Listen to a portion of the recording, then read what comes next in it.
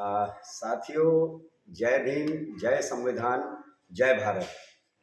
आज हम लोगों के लिए, खासकर मैं अपनी बात कहूँ, मेरे लिए एक खुशी का मौका है कि जो हमारा वंचित स्वर एक मीडिया वंचित स्वर मीडिया को जो हम एक स्थापित करने की दिशा में हम लोग पिछले 12 सालों से अधिक समय से लगभग चल रहे हैं। तो वंचित स्वर, आज हम आपसे यूट्यूब चैनल पर बात कर रहे हैं या इस पर मुखातिब हैं, लेकिन इसकी जो स्टार्टिंग हुई है 2011 से हम लोगों ने जो साप्ताहिक समाचार पत्र के माध्यम से स्टार्टिंग करी थी। तो जो शुरुआती दौर में हमें, जब हम वंचित स्वर को लेकर कई लोगों के कई तरीके की आशंकाएं, कई सवाल, कई वो होते थे टाइटल को लेकर ही, और एक हम खासकर उस परिवेश पर से बिलोंग करते हैं कि जिसके लिए सब कुछ नया नया है, तो एक मीडिया का भी स्थापना भी उसके लिए एक नया विषय था। तो उस दौर में जब वंचित स्वर के स्थापना के दौर में हमें अल्मोड़ा में परिचय हुआ, तत्कालीन वहाँ पर जिला पर्यटन अधिकारी थे, बाद में पर्यटन उप निदेशक से आप सेवानिवृत्त हुए हैं, माननीय जेसी बेरी जी हमारे बीच में आज यहाँ पर पहुँचे हुए हैं। आपका ये तो एक परिचय है कि आप पर्यटन उप निदेशक उत्तराखंड से सेवानिवृत्त हुए हैं, लेकिन उसके अलावा आपका एक ये परिचय बड़ा महत्वपूर्ण है कि आप एक बहुत अच्छे सोशल एक्टिविस्ट हैं, सामाजिक कार्यकर्ता हैं, सामाजिक मुद्दों के प्रति आप बहुत संवेदनशील हैं और काफ़ी हद तक आप जानकार हैं, और आपके अंदर एक जो मानवतावादी, जो भारत के निर्माण का जो एक आपका अपने अंदर से विजन है, और उसके लिए मेरा भी जब आपसे पहले अल्मोड़ा में परिचय हुआ, वहीं से मुझे भी लगा कि एक बहुत अच्छी शख्सियत से मेरी निजी जिंदगी का भी एक बहुत अच्छा अनुभव था कि एक ऐसी शख्सियत से मुलाकात हुई। आपने उस दौर में हमें वंचित स्वर में भी बहुत कुछ हमें मार्गदर्शन किया और एक कई एंगल से हमें सहयोग किया कि भाई कैसे हम इस मीडिया को खड़ा करें, उससे हमें एक बहुत बड़ी ताकत मिली थी। तो आज मेरे लिए खासकर एक ये और वंचित स्वर के लिए बहुत बड़ी अपॉर्चुनिटी है कि आज आपके साथ हमारी यहाँ पर बात हो रही है। तो आज आप सेवानिवृत्त हो चुके हैं, आज आपके पास पूरा समय भी है और आप लगातार सामाजिक गतिविधियों में सक्रिय हैं, कई सामाजिक संगठनों से भी जुड़े हुए हैं, वो अभी बातचीत विस्तार से हो जाएगी। तो मैं माननीय जो जेसी बेरी जी का यहाँ पर स्वागत करता हूँ, आपका धन्यवाद है। और आज कुछ मुद्दों पे हम बात करेंगे सर आपके साथ। तो जैसा कि देखिए, मैं जो पहला जो एक यहाँ पर चर्चा करना चाह रहा हूँ, इस समय हमारा जो देश है, उत्तराखंड भी, हालांकि हमारे पास मुद्दे बहुत सारे हैं कि हम उत्तराखंड में खासकर ज़्यादा काम कर रहे हैं। उत्तराखंड के भी जो हम हालात देख रहे हैं, वो पिछले 22 सालों से जब से उत्तराखंड बना है, वो एक तरफा उत्तराखंड बनता जा रहा है। यानी कुछ लोगों के लिए बहुत अच्छा फलीभूत होने वाला बन रहा है, कुछ लोगों के लिए बहुत लाभदायक होता जा रहा है, तो कुछ लोगों के लिए एक ऐसा उत्तराखंड बनता जा रहा है, वो अपने सारे जो संवैधानिक अधिकार एक एक कर खोते चले जा रहे हैं और बहुत कुछ नुकसान उठा चुके हैं इन 22 सालों में। यानी एक तरीके का दोहरा उत्तराखंड बन रहा है। और दूसरी अगर हम देखें राष्ट्रीय परिदृश्य पर इस समय बात कर रहे हैं, इस समय पूरा जो हमारा राष्ट्रीय परिदृश्य है वो दो तरफा चुनौतियों से गुजर रहा है। एक तरफ वही नजारा, कुछ लोगों का कहना है कि भारत बड़ा एक नया भारत बन रहा है, एक बड़ा उत्कृष्ट भारत बनने की दिशा में, लेकिन दूसरी ओर एक ऐसा वो निकल कर आ रहा है कि भाई इसमें जो एक बहुसंख्यक आबादी है, देश का जो मेहनत कश तबके हैं, शोषित वंचित तबके हैं, वो लगातार आपको आंदोलित नजर आ रहे हैं, उत्पीड़ित नजर आ रहे हैं। कभी वो संवैधानिक अधिकारों के एक एक कर छीनने को लेकर हैं, या शिक्षा और स्वास्थ्य की चिंता को लेकर, या रोजगार के मुद्दों को लेकर। मतलब देश एक अजीब से दौर से गुजर रहा है और आने वाला भारत कैसा होगा, एक ऐसा परिस्थितियां इस समय बन रही हैं। तो मैं बेरी जी से यहाँ पर ये पूछना चाहता हूँ, या आपको क्या लगता है कि इस समय क्या देश और समाज के हालात क्या लग रहे हैं, किस तरीके की ओर ये देश जा रहा है? जय भीम, जय संविधान। आपने जो प्रश्न अभी उठाए हैं, इन पे आने से पहले आपने जैसा कि मेरे परिचय देते समय ये चर्चा की थी वंचित स्वर के आरंभ की, मैं भी उस दौर को याद करके आपको आपका धन्यवाद करना चाहता हूँ कि हमें जब आपसे पहली बार मुलाकात हुई तो वो एक ऐसे समय पर हुई जब उत्तराखंड में दलित पत्रकारिता के नाम पर जो हमारे पास एक राय बहादुर मुंशी हरिप्रसाद टमटा जी की समता एक हुआ करती थी, कई कई कई दशकों से आ रही थी हमारे पास, हमारे समाज के पास। वो लगभग मृत पाय हो चुकी थी। उनके उत्तराधिकारियों के पास उसको संभालने के लिए कोई अच्छी ठोस पहल नज़र नहीं आ रही थी। हमें ऐसा लग रहा था कि ये वो समता है जिसको दूर दूर से आर्य समाज के धुरंधर संतराम बीए जैसे व्यक्ति के पंजाब से लेख प्राप्त होते थे और भी कई विद्वानों के लेख आते थे। वो समता उस युग में थी जबकि समाज इतना जागा हुआ नहीं था। तो अब जब समाज जागा हुआ है तो समता बहुत कुछ खो चुकी थी। तो केवल उसके पास कहने को एक अच्छी विरासत उसके पास थी। तो ऐसे में एडवोकेट प्रमोद कुमार जी हमारे पास आए तो हमें बड़ी खुशी हुई। एक नौजवान के दिल में दलित पत्रकारिता को फिर से नए सिरे से खड़ा करने का मादा हमने देखा। तो हमने तो बड़े दिल से इनके साथ अपना दिल लगा लिया और जो कुछ भी हम लोग मिलजुल करके वहाँ पर इस वंचित स्वर को आरंभ कर सकते थे वो इन्होंने किया।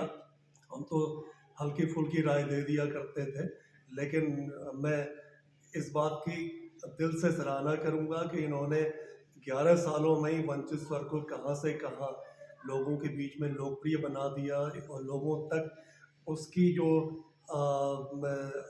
असली बाबा साहेब की महात्मा फुले की विचारधारा को पहुंचाने का बीड़ा इन्होंने उठाया, उसको कर दिखाया है। तो मैं इस आगे के सवालों से पहले मैं इन शब्दों से मैं एक बार फिर डॉक्टर प्रमोद कुमार जी का आभार व्यक्त करूंगा कि वंचित वर्ग को बहुत अच्छे से आगे आगे ले जा रहे हैं और आगे आगे ले जाते रहेंगे। जहाँ तक आपने वर्तमान परिदृश्य में जो इन हालात पे देश का परिदृश्य, समाज का परिदृश्य हमारे आगे रखा है, इस पर बेसिकली मैं तो ये समझता हूँ कि संविधान की भूमिका बेहद अहम है। और जब हम संविधान की बात करते हैं तो हमें अगर हम आरंभ से चले कि संविधान होता क्या है। संविधान वस्तुतः किसी देश में, किसी समाज में राज्य और उसके नागरिकों के बीच का एक करार है, एक समझौता है कि कैसे गुड गवर्नेंस नागरिकों तक दी जाएगी। ये अलिखित भी हुआ करता है और लिखित भी हुआ करता है। अब हम ये देखें कि भारत का संविधान तो बहुत मेहनत के साथ में लिखा गया, बहुत अभूतपूर्व ग्रंथ है। इस संविधान से पहले भारत का जो ऐतिहासिक हम इतिहास के पन्नों में अगर जाते हैं तो क्या भारत के पास कभी जैसा संविधान आज है ऐसा कभी संविधान था या संवैधानिक व्यवस्था थी? इस पर गौर करने की जरूरत है। देखने को हम अगर बहुत अतीत में जाएं तो सिंधु घाटी सभ्यता की तो लिपि ही नहीं पढ़ी जा सकी पूरी तरह से, इसलिए हम कह नहीं सकते कि संविधान उस समय में था या नहीं था। लेकिन जितनी भी खुदाइयाँ और अवशेष मिले हैं, पुरातत्व शास्त्रियों ने ये तो माना है कि वो एक उच्च नगरीय सभ्यता थी। लोग बहुत कायदे से, नियमों के तहत उनका रहन सहन था। तो माना जा सकता है कि उनके बीच में कोई ऐसा संविधान रहा होगा जो उनको एक अच्छे उन्नत जीवन स्तर की ओर ले जा रहा था। बाद के वर्षों में देखते हैं सिंधु सभ्यता का अवसान हो जाता है, फिर आर्य सभ्यता आती है। आर्यों के समय में जो मध्य एशिया से जिनका आगमन यहाँ होता है वो इस देश में लिखित या अलिखित प्रकार का कोई संविधान उनके साथ हमें ऐतिहासिक रूप से नज़र नहीं आता है। केवल ये माना जा सकता है कि आर्य सभ्यता धर्म को प्रमुखता देती थी, तो वो लोग धार्मिक नियम कायदे कानूनों के साथ ही पूरे सामाजिक जीवन को जीते थे। और वो बेसिकली राजतंत्रीय प्रणाली थी। राजतंत्र के अधीन ही राजा का एक नियम कायदे कानून समझाने के लिए राजा के पास एक राजपुरोहित हुआ करता था, जो राजा को पल पल में अच्छे शासन के लिए मार्गदर्शन किया करता था। लेकिन ये कोई संविधान का रूप नहीं था। तो ये राजतंत्रीय प्रणाली मौर्य काल में भी थी, और उसके बाद भी तमाम जितने भी सम्राट इस देश में आए, जो भी उसके बाद मुस्लिम काल में सल्तनतें आईं और बादशाहतें आई मुग़ल बादशाहों तक, उसके बाद में ब्रिटिश पीरियड आया, तो तब तक हमें संविधान जैसी कोई व्यवस्था नज़र नहीं आती है। केवल नज़र आती है तो पूरे भारत में सम्राटों के, सुल्तानों के, देसी राजा रजवाड़ों के अपने अपने कानून। उन कानूनों का एक मकसद तो साफ होता था कि उन्हें अपना राजतंत्र बचाना होता था, राजतंत्रीय प्रणाली को मजबूत रखना होता था। उसी के तहत वो कानून इस तरह से बनाते थे कि जनता जुल्म सहते हुए भी आह तक न कर सके। और यदि न सम्राट या सुल्तान या बादशाह जन कल्याणकारी प्रवृत्ति का हुआ, तो उस दौर में जनता को कुछ अच्छे जीवन यापन की सुविधाएं मिल जाती थी। अगर वो तानाशाह प्रवृत्ति का हुआ तो जनता का जीवन और भी दुर्भोग, कठिन से कठिनतर हो जाता था।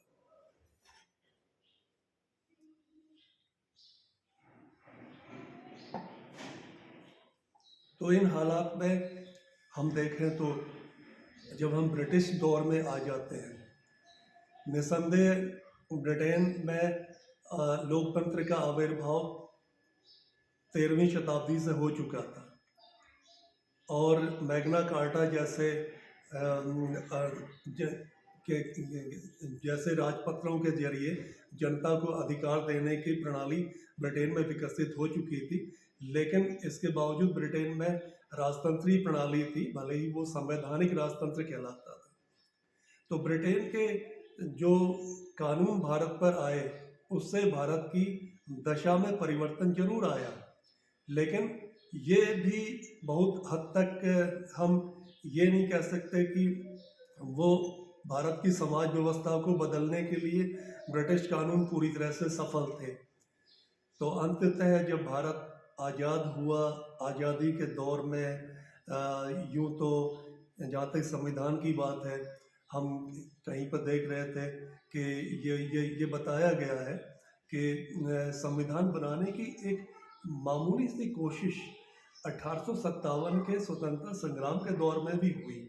कुछ लोगों ने एक संविधान बनाने की कोशिश की थी, जिसे ब्रिटिश फौजों के द्वारा कुचल दिया गया, उनको गिरफ्तार कर लिया गया।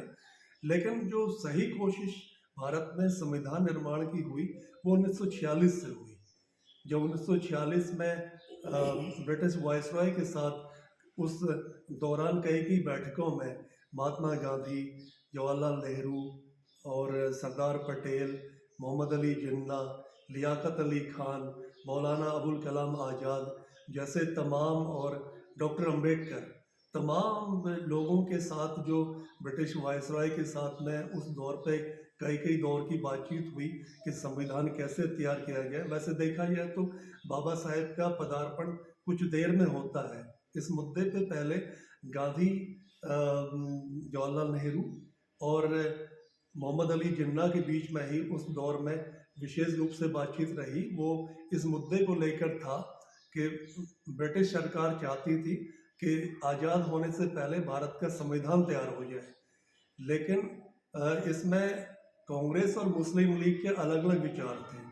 कांग्रेस चाहती थी कि पूरे भारत का एक संविधान बने, जबकि मुस्लिम लीग को कांग्रेस की बातों पर भरोसा कम था। तो मुस्लिम लीग का आग्रह ये था कि हम अपना संविधान अलग तैयार करें, आप अपना संविधान अलग तैयार करें। एक प्रकार से वो द्विराष्ट्र सिद्धांत पर आगे बढ़ रहा था मुस्लिम लीग।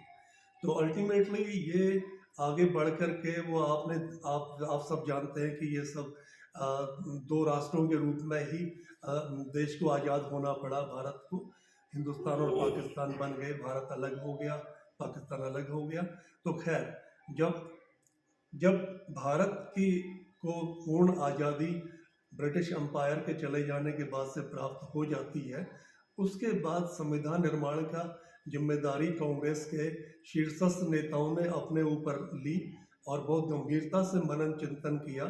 तब गांधी जी और अम्बेडकर नहीं, गांधी जी और नेहरू जी के बीच में ये तय हुआ कि ये इतना गंभीर कार्य करने के लिए कोई पूरे देश में अगर विद्वान व्यक्ति हमारे बीच में है तो वो डॉक्टर अम्बेडकर ही है, जो कि तब तक पश्चिम बंगाल से संविधान सभा के लिए निर्वाचित हो चुके थे।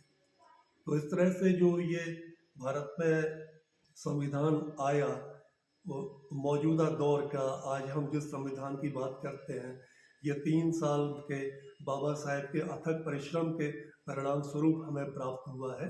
तो ये हम सब इस बात के लिए हमेशा उनके ऋणी हैं कि बाबा साहेब अम्बेडकर ने हमें आज़ाद भारत का ऐसा संविधान बना करके दिया जिसने कई सारे तूफानों को अब तक आज़ादी के 75 सालों तक ये संविधान की बदौलत हम आज भी सही हालत में सही जगह पर हम अपने अधिकारों के लिए संविधान के आधार पर लड़ सकते हैं, भरोसा कर सकते हैं। जी जी जी सर, देखिए जैसे कि आपने बहुत अच्छे तरीके से ये हमें सिंधु घाटी सभ्यता से यहाँ तक का सफ़र का एक बताया, काफ़ी हद तक जानकारी हमारे साथियों को मिली होगी।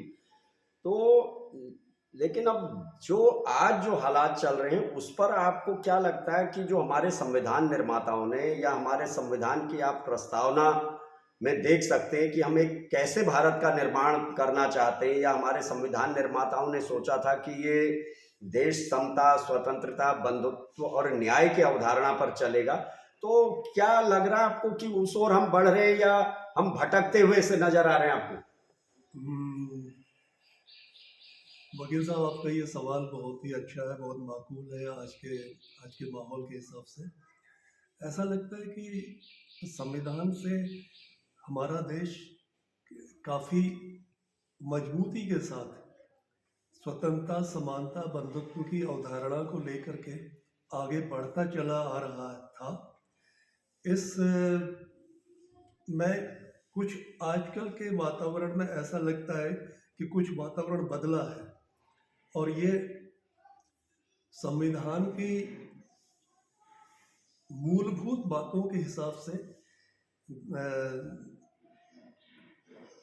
भारत के लोगों को उनके अधिकार ठीक से प्राप्त नहीं हो रहे हैं, या उनको कठिनाई इस बात की आ रही है कि इस बीच में कुछ अतिवादी शक्तियों का उदय हो चुका है। वो यूँ समझिए, हम इस प्रकार से कह सकते हैं कि हजारों साल से इस देश में प्रगतिवादी और प्रतिक्रियावादी ताकतों का संघर्ष चला आया है। कुछ प्रतिक्रांति जिन शक्तियों के हाथों के द्वारा होती है, उनकी फिलॉसफी कुछ अलग है। वो हमेशा इस प्रयास में रहती हैं, ऐसी ताकतें, कि समाज में किसी वर्ग विशेष का ही वर्चस्व बना रहे और बाकी सोसाइटी उसके सेवक के रूप में कार्य करे, या उनको उनके वाजिब अधिकार न दिए जाएं, क्योंकि उससे उनका पूरा दर्शन ही विषमता पर आधारित ऐसा लगता है कि होता है। ये विषमता मूलक ताकतें जब समाज में सिर उठाती हैं तो समाज बेहद पीछे चला जाता है।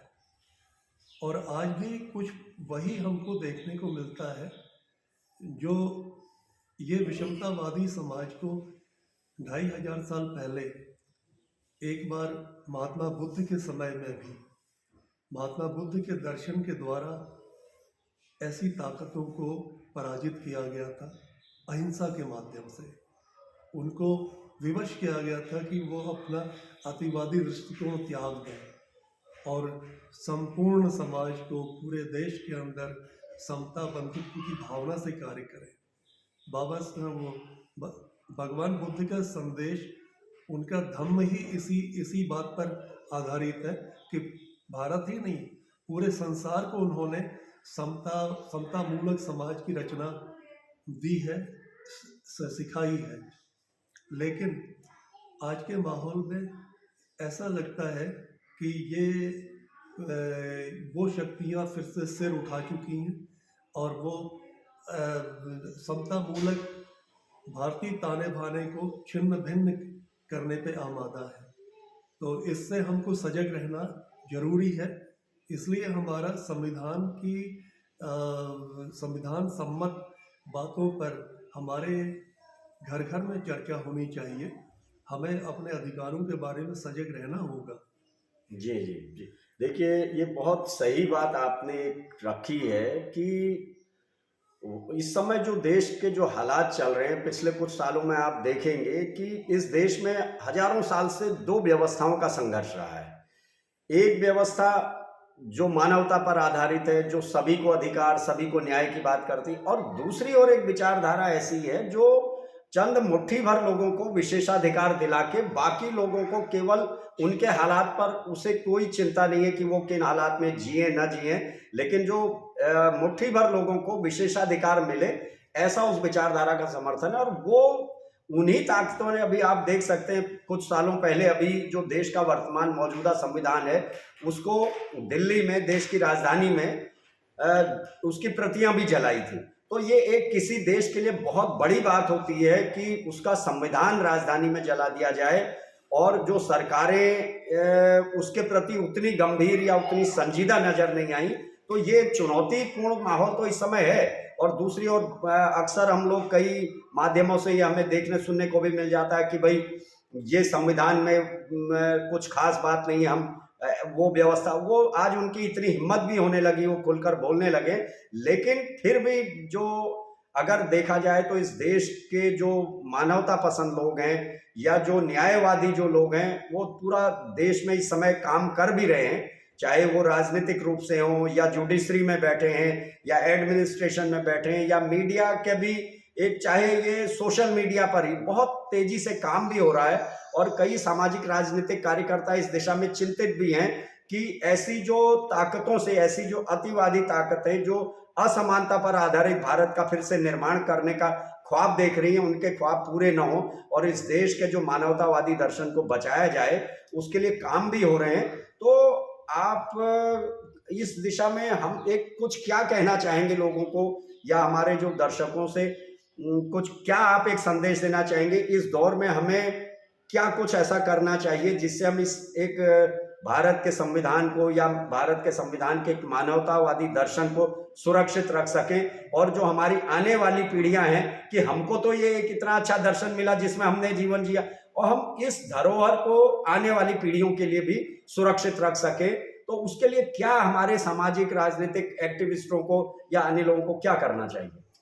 प्रमोद जी, इतना सब होते हुए भी हमारे पास संवैधानिक व्यवस्थाएं इतनी अच्छी उपलब्ध हैं क्योंकि बाबा साहेब डॉक्टर भीमराव अंबेडकर ने ऐसा संविधान भारत के हाथों में दिया है जिसके होते हुए लाख कोशिश कर ले, ये प्रतिक्रांति वाली ताकतें या अतिवादी लोग ये सफल नहीं हो सकते जी।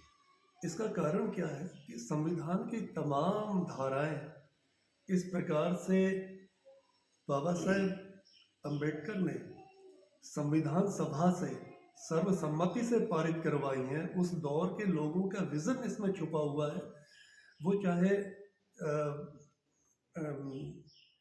पंडित नेहरू हो, चाहे सरदार वल्लभ भाई पटेल हो, या मौलाना आज़ाद हो, या तेज बहादुर सप्रू रहे हों, या पंडित मोतीलाल नेहरू रहे हों, या तमाम और नेता जिनके नाम मैं अभी बहुत लंबी फहरिस्त है।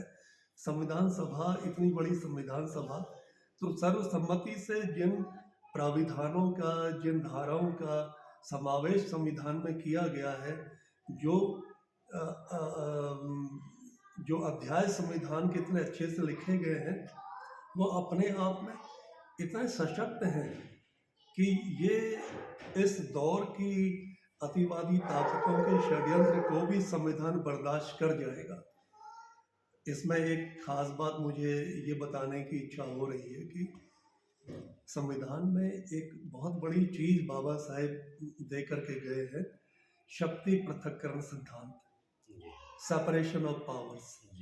ये इस व्यवस्था के जरिए भारत का संविधान स्वयं में सक्षम हो गया है कि यहाँ पर न्यायपालिका स्वतंत्र होकर के कार्य करती है, यहाँ पर कार्यपालिका अपने आप में स्वतंत्र है, यहाँ पर विधायिका अपने आप में स्वतंत्र है, लेकिन स्वतंत्र होते हुए भी निरंकुश कोई नहीं है। ना तो विधायिका निरंकुश हो सकती है, न कार्यपालिका निरंकुश हो सकती है, न न्यायपालिका निरंकुश हो सकती है। और सबसे बड़ा दायित्व सर्वोच्च न्यायालय के ऊपर इस बात का है कि वो संविधान के प्राविधानों का रक्षक है। तो सर्वोच्च न्यायालय अपना काम कर रहा है और विधायिका विधानसभा या संसद पार्लियामेंट में चुने हुए प्रतिनिधि संविधान के प्रति शपथ लेकर के वो ईमानदारी से अपना काम करते रहेंगे तो संविधान को कोई आंच नहीं आ सकती। इसी प्रकार से इन दोनों ऑर्गन्स के सही काम करने का असर कार्यपालिका पे चलता है। कार्यपालिका भी सही प्रकार से संविधान के प्रावधान के अनुरूप ही कार्य करती रहेगी। अगर हमें इस बात का भय सताता है कि संविधान के प्राविधानों का उल्लंघन कहीं पर हो रहा है, तो इसके लिए मैं तो इस अपने समाज से, सभी लोगों से, सभी प्रबुद्ध लोगों से जो इस देश के नागरिक हैं, यही आग्रह करूंगा कि प्रत्येक दिन संविधान की एक छोटी सी पुस्तिका घर में रख करके उसके प्राविधानों का अध्ययन करें, मनन करें, सरल भाषा में अपने बच्चों को भी इस बात का ज्ञान दें, समझाएं। तो जनता जब संविधान की एक एक बातों को आत्मसात कर लेगी तो अपने आप ही वो संविधान 135 करोड़ जनता का संविधान अपने आप हो जाता है। तो ये जनता के बीच में है कि संविधान को किस तरह से वो समझें और किस तरह से उसके पालन के लिए अपने अंदर जागृति पैदा करें। और जब एक सजग जनता संविधान को आत्मसात कर लेती है तो लोकतंत्र की खुद ही प्रहरी बन जाती है। और जब लोकतंत्र की प्रहरी वही जनता बनती है जो अपने मताधिकार का उपयोग भी सही प्रकार से करना जानती है, जो इस बात को, क्योंकि पूरी व्यवस्था प्रत्येक 5 वर्ष के बाद एक आम चुनाव आता है, उस आम चुनाव में जनता को निर्णय लेना होता है कि हम सही राजनीतिक दल का चयन करें, अच्छे उम्मीदवारों का चयन करें जो जाकर के संसद में हमारे हितों की रखवाली करें। तो ये तो जनता की जागृति पर निर्भर करता है।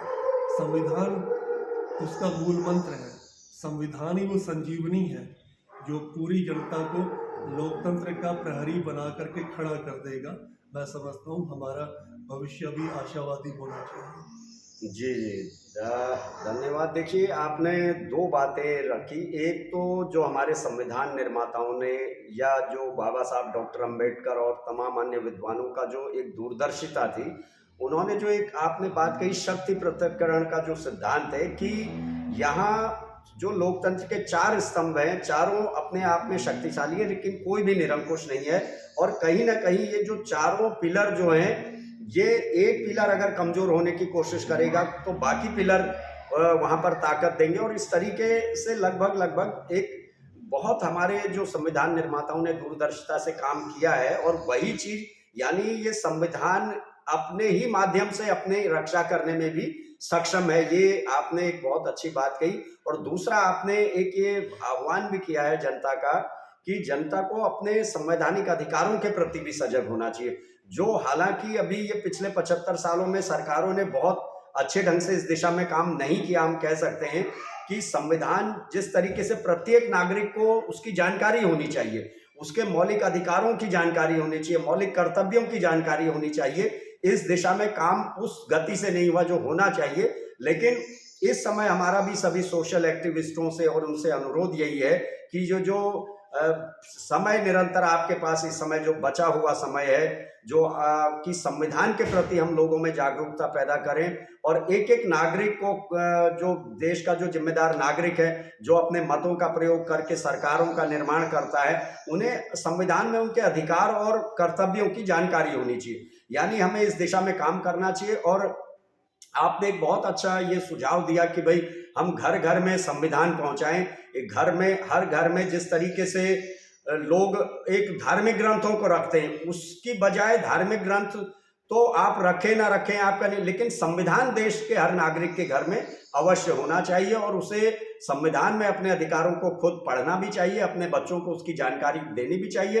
अगर नागरिक जिस दिन अपने मौलिक अधिकारों को जान जाएंगे, तो अगर कोई भी ताकत उसके मौलिक अधिकारों पर अगर हमला करने की सोचेगी या कोई भी सरकार निरंकुश होने की सोचेगी, तो उस स्थिति में देश का आम नागरिक उठ खड़ा होगा कि भाई उसके मौलिक अधिकार समाप्त हो रहे हैं। और अगर उसे मौलिक अधिकारों की जानकारी नहीं होगी तो फिर वो उस गति से खड़ा नहीं हो पाएगा। इसलिए घर घर अगर संविधान होगा, उसके मौलिक अधिकारों की उसे जानकारी होगी, तो निश्चित रूप से ये वो होगा। और चलिए, बहुत बहुत आपका धन्यवाद कि आपने अपना कीमती समय दिया। आज एक बहुत अच्छी चर्चा हम लोगों ने ये करने का प्रयास किया है। फिर हम लोग समय समय पे इस तरीके की चर्चा करेंगे। हम सर से भी ये रिक्वेस्ट करेंगे, हम उनका फिर समय लेंगे। आज आपने कीमती समय दिया, आपको कई बड़ा कीमती समय था, उसमें से आपने समय निकाला है। फिर आप किसी समय हमें मौका देंगे और हम अब चाहेंगे कि आने वाले समय में भी ये इसके मीडिया को, वंचित स्वर मीडिया को स्थापित करने का आपका हमें सानिध्य मिलता रहेगा और हम मार्गदर्शन मिलता रहेगा कैसे इसे और सशक्त बनाएं। आप सभी लोगों से भी अनुरोध है कि जो भी ये हमारी कुछ पोस्टें हैं, इनको अगर आपको पसंद आती हो तो आप अधिक से अधिक लोगों तक इन्हें शेयर करें और अपने कमेंट्स दें, अपने प्रतिक्रियाएं दें, अपने सुझाव हमें दें कि किस तरीके से इस जो एक आज विज्ञान के देन है, इस विज्ञान की देन से आज हमें ये एक सोशल मीडिया मिला हुआ है, तकनीक के इस युग में, जिसके माध्यम से हम एक दूसरे तक अपनी बात पहुंचा सकते हैं। तो उसको सशक्त बनाने में वंचित स्वर मीडिया को, इस YouTube चैनल को भी प्रमोट करने में हमारी सहायता करें, अधिक से अधिक लोगों तक हमारी पोस्टों को पहुंचाएं। बहुत बहुत धन्यवाद सर आपका भी और सभी दर्शकों का भी। जय भीम, जय भारत, जय संविधान।